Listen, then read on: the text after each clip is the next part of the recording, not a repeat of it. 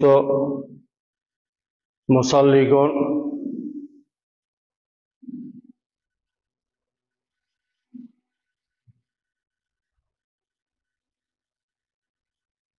ধর্মগত জাতিগতভাবে আমরা মুসলমান, এই নামটাই আল্লাহ আমাদের রেখেছেন।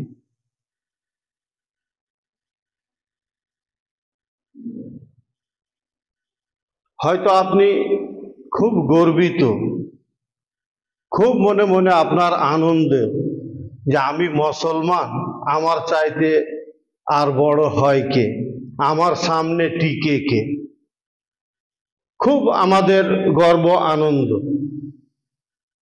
কিন্তু সার্জেনের মতো আপনাকে যদি সার্জারি করে দেখা যায় যে আসলে কি আপনি মুসলমান, আসলে কি আমরা মুসলমান, মুসলমান মানে হলো আল্লাহর সামনে নিজেকে সারেন্ডার করে দেওয়া।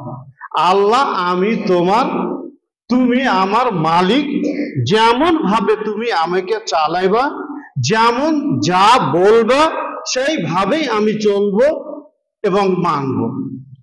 এটা হচ্ছে মুসলমানের সংজ্ঞা।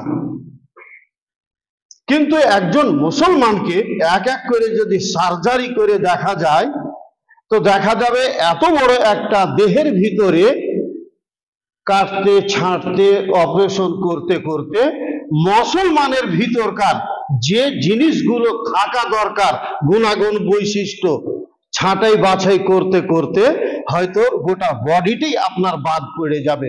মুসলমানের কোনো অঙ্গ সামান্য হয়তো কিছু পাওয়া যাবে, নামটাই শুধু আমাদের আজ মুসলমান থেকে গেছে। আমাদের মতো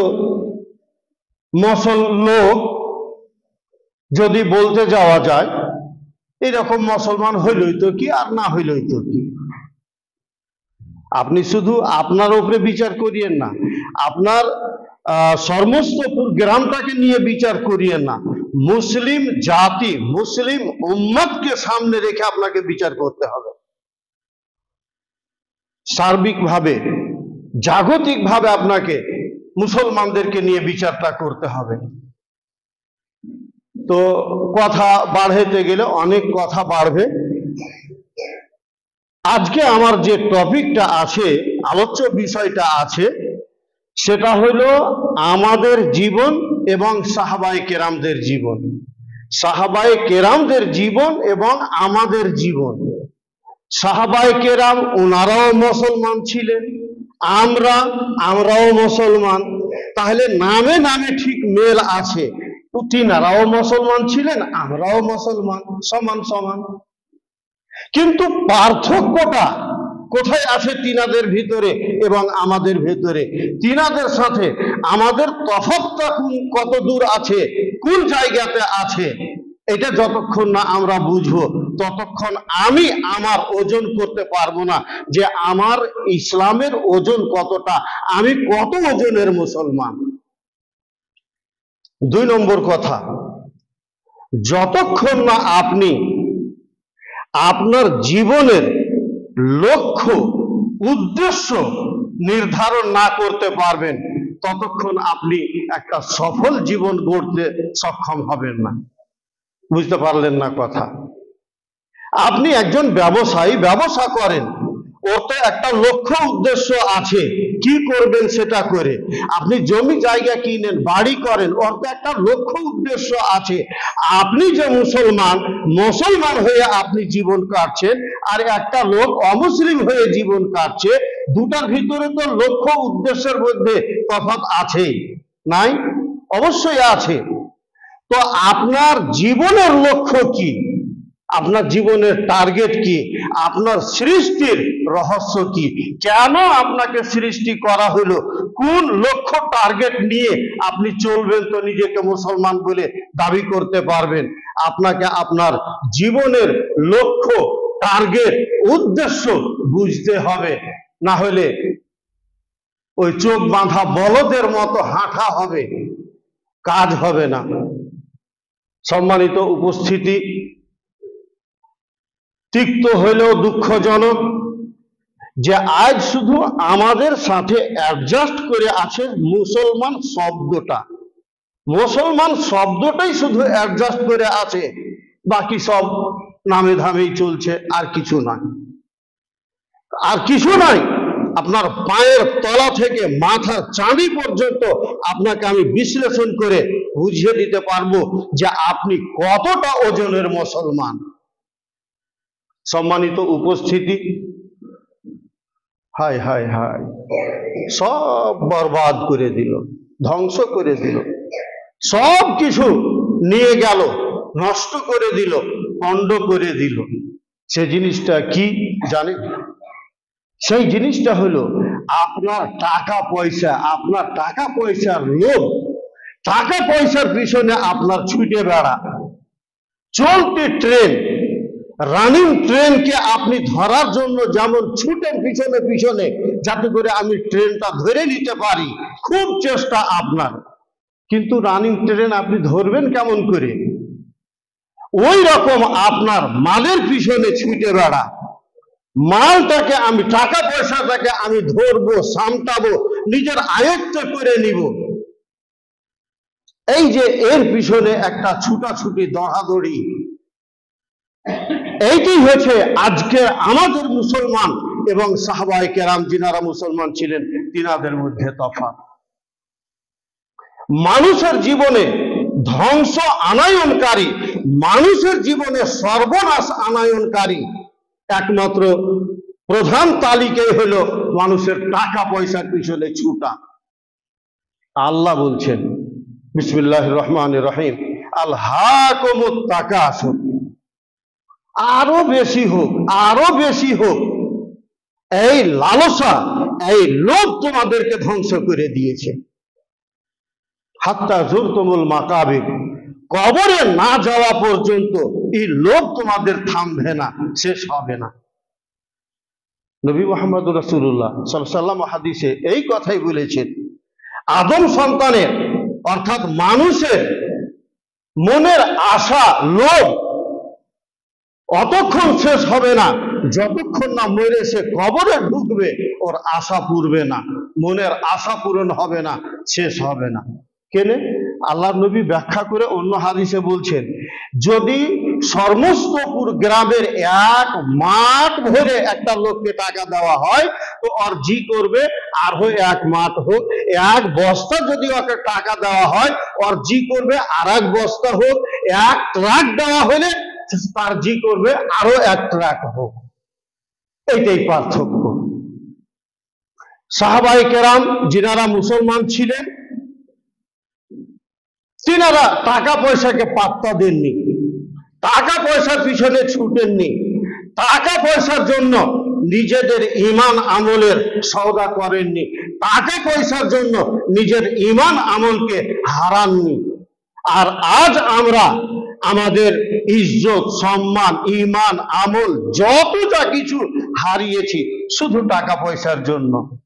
এই কথা যদি আপনি বুঝবার মতো বুঝে নিতে চান, আমাকে 2 ঘন্টা সময় দিতে হবে, মোটামুটি করে আপনাকে আমি বুঝাইতে পারবো ইনশাআল্লাহ।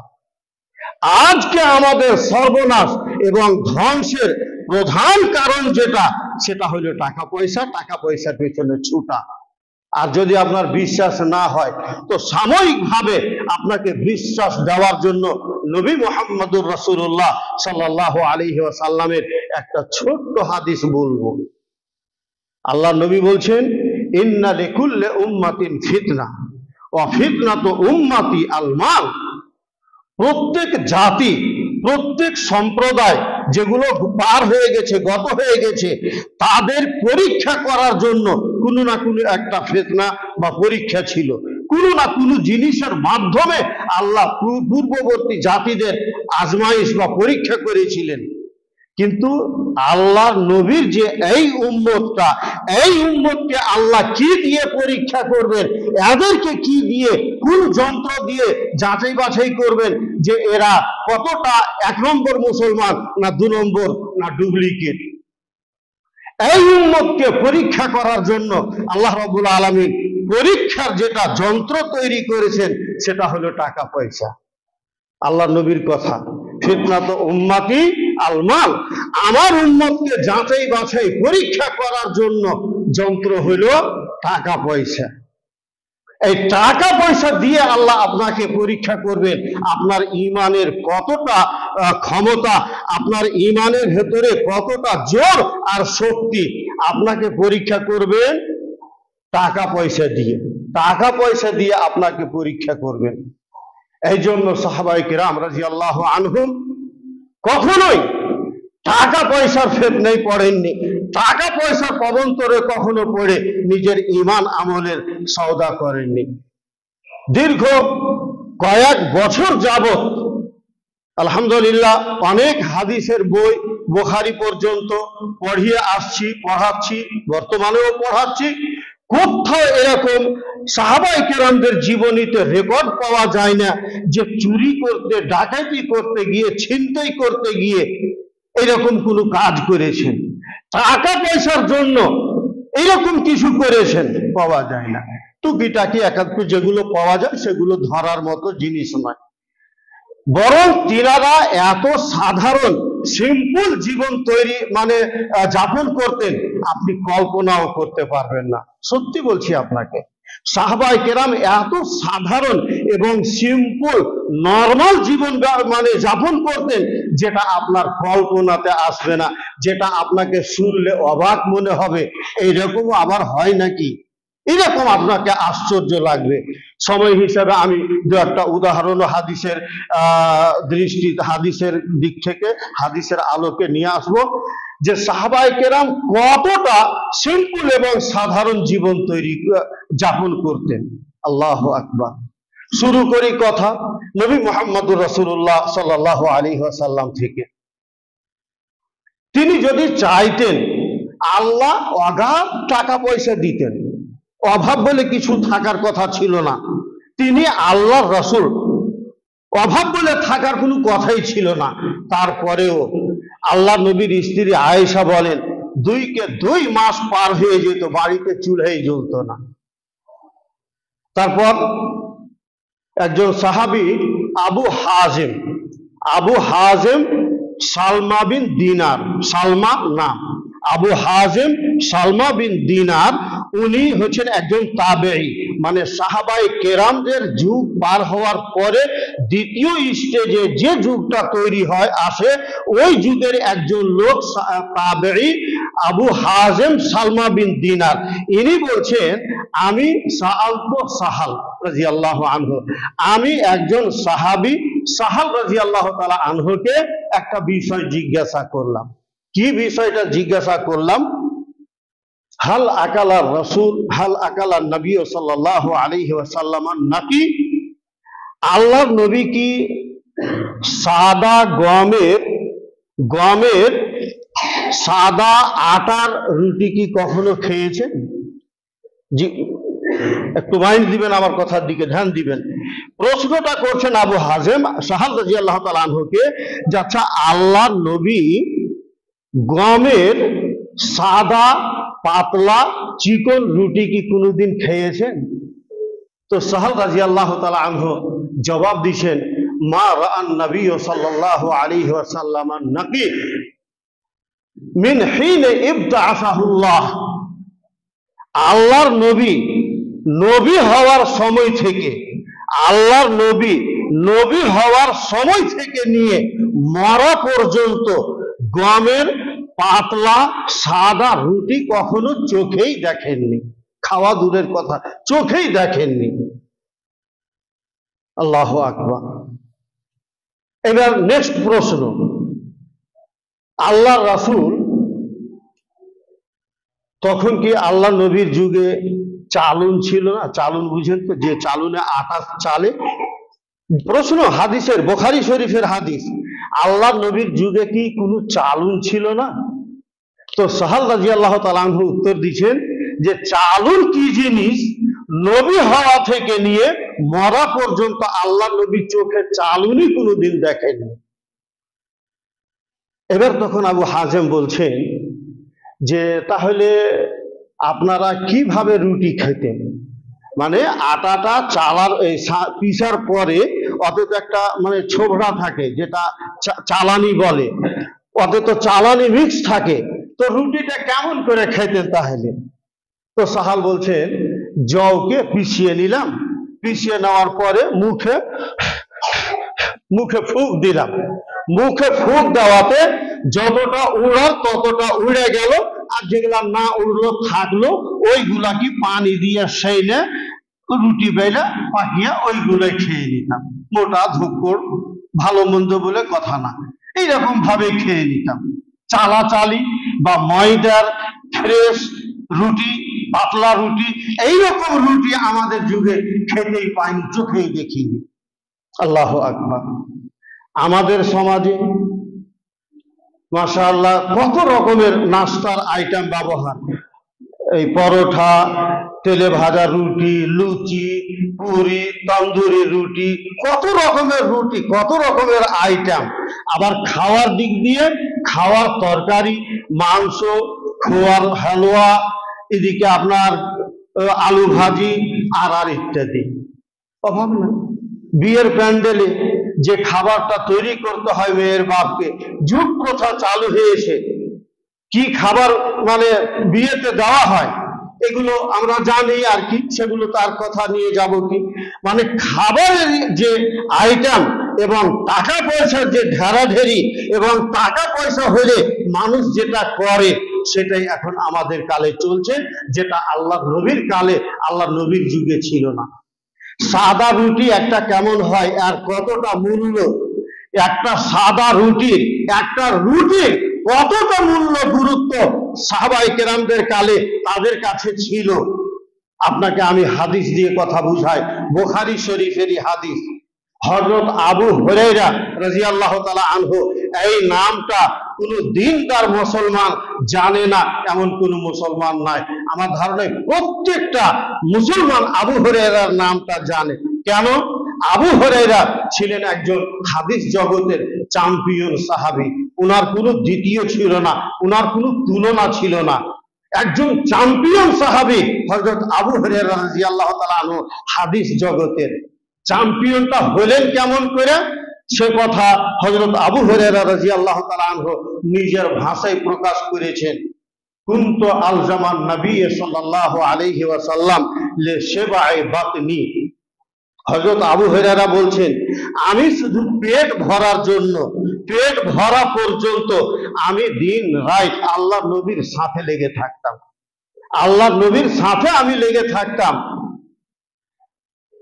মা কুনতু আকুলুল খামির, আমি ওয়ালা আলবাসুল হারির, আমি কখনো একটা চিকন পাতলা স্পেশাল ফাইন রুটি কখনো খাইনি, একটা ভালো পোশাক বা রেশমের একটা মখমলের একটা কোনো জামা কাপড় গায়ে দিইনি, আর আমার কোনো চাকর চাকরানি ছিল না সেবা করার জন্য।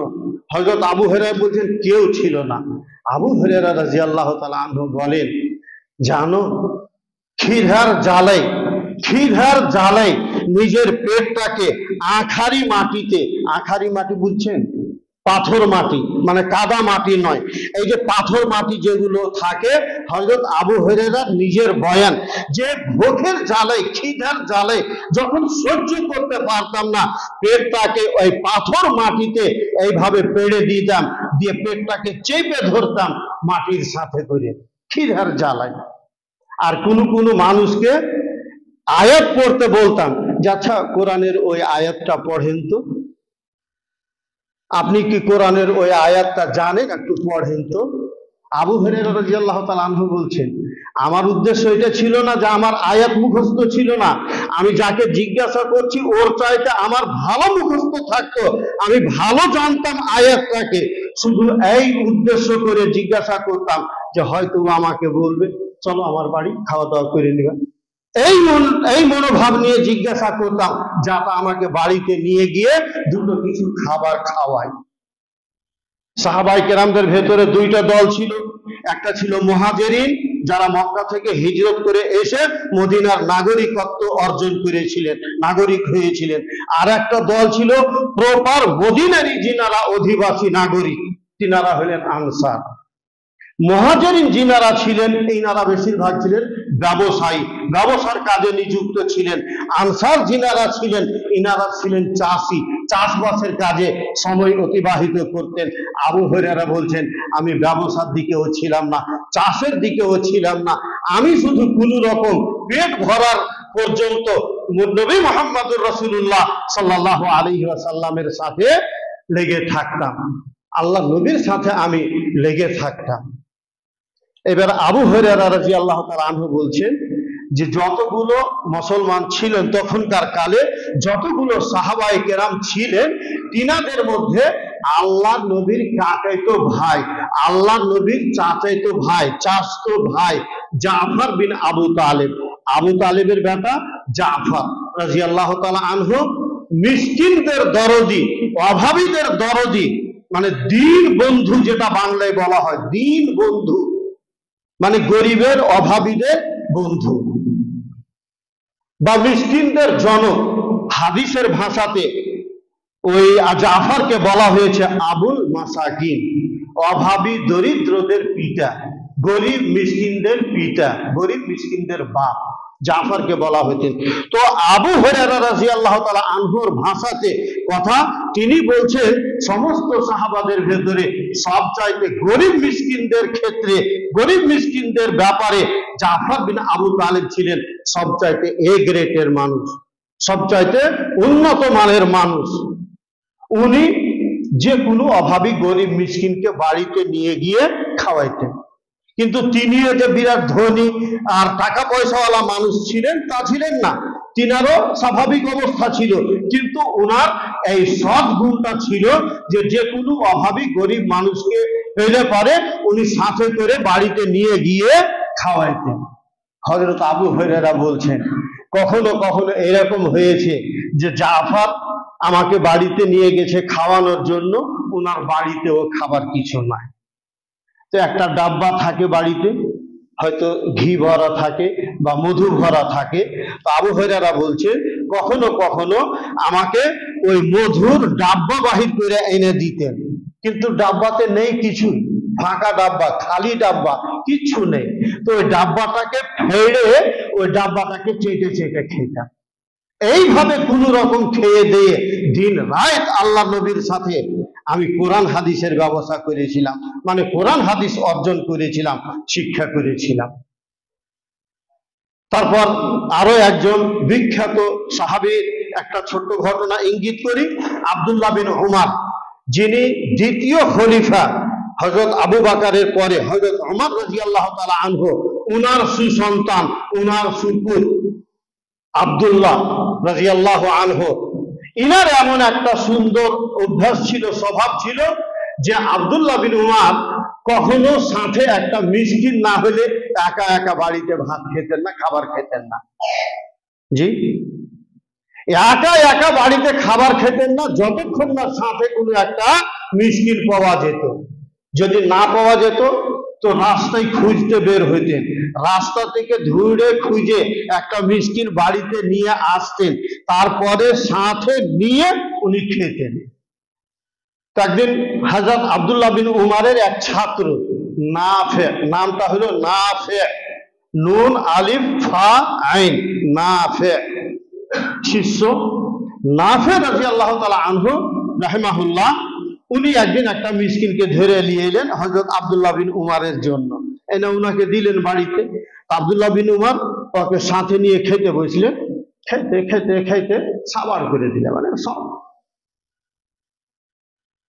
সব মানে ডালি ধরে ভরে নিলে, মানে আমানটা খেয়ে নিলে, মিসকিনটা এক ঢেরি খেবের খেয়ে নিলে।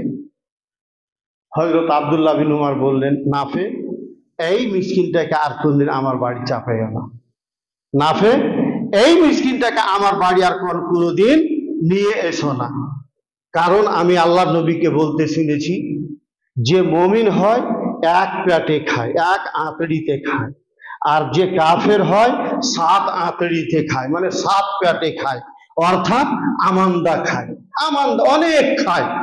তো এই যে লোকটার স্বভাব দেখলাম, তো ডাউট আছে আর ব্যাপারে, একে আর আমার বাড়ি নিয়ে এসো না, মানা করলেন।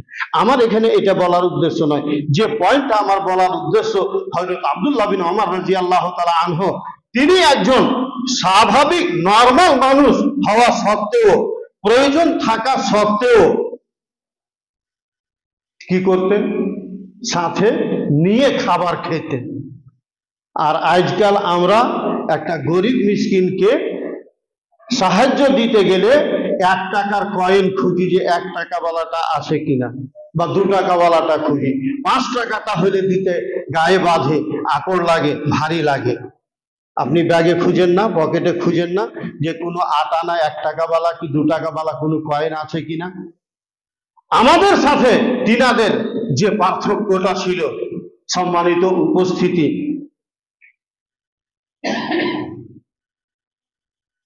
লাপা সময়, ধরা বাঁধা সময়, লম্বা করা যাবে না। শেষ কথা একটা আর এক শেষ হাদিস বলে, আপনি হজ করতে যাবেন, উমরা করতে যাবেন, তো এহরাম বাঁধতে হয়। একটা নির্দিষ্ট জায়গা আছে যে আজিমগঞ্জ থেকে আপনাকে এহরাম বেঁধে যেতে হবে। এহরাম মানে যে এইবার আমি হজের নিয়ত করে নিলাম, কিংবা উমরা করতে যাচ্ছি তো উমরার নিয়ত করে নিলাম।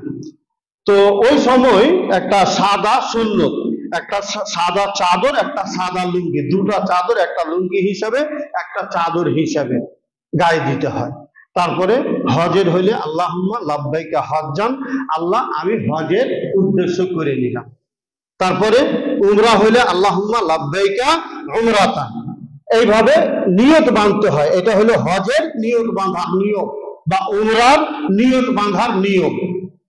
যখন আপনি হজের ভিতরে এন্ট্রি করে দিলেন, উমরার ভিতরে যখন আপনি নিয়ত করে উদ্দেশ্য করে উমরার ভিতরে এন্ট্রি করে দিলেন, তারপরে এবার আপনার জন্য কতগুলো জিনিস নিষেধ হয়ে যায়, যে জিনিসগুলো আপনি হজ থেকে অথবা উমরা থেকে ফ্রি না হওয়া পর্যন্ত করতে পারবেন না।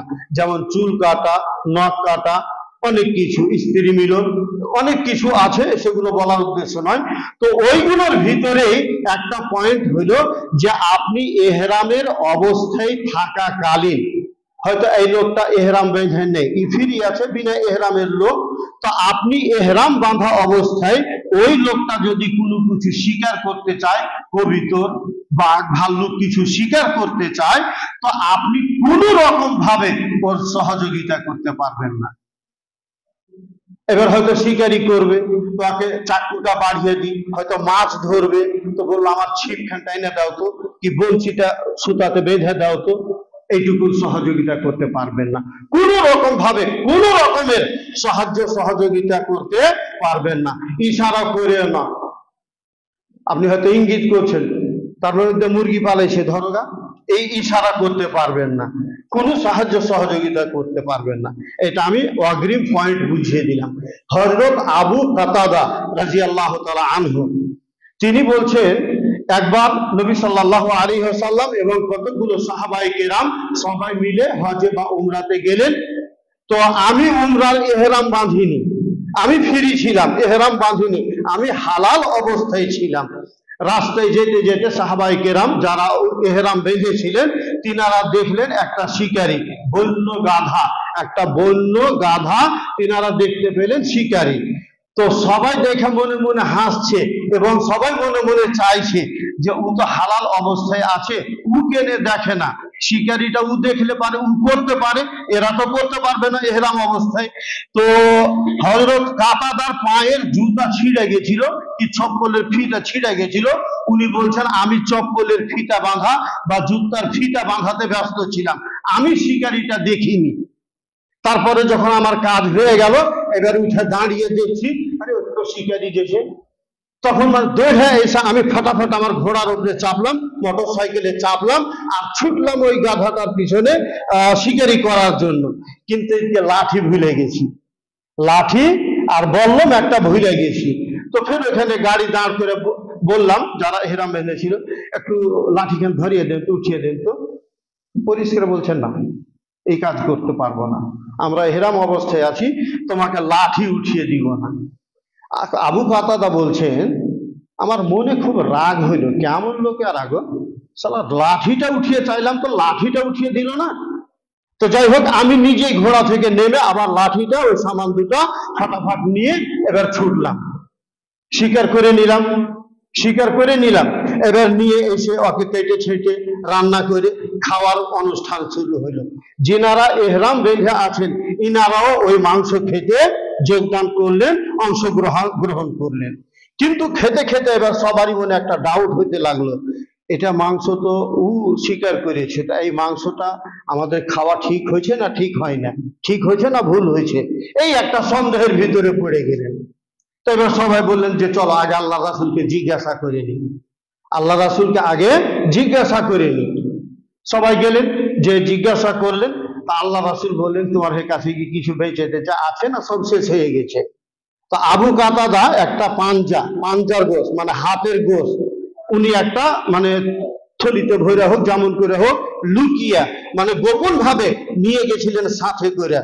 যেমন আল্লাহ নবী বললেন কিছু বেঁচে আছে কিনা, আল্লাহ নবী বললেন, আবু কাতাদা বললেন, জি আল্লাহ রাসূল, আপনার জন্য এই পাঞ্জার গোশটা আমি নিয়ে এসেছি, সাইড করে আর কি। আল্লাহ নবীকে দিলেন, আল্লাহ নবী খেলেন।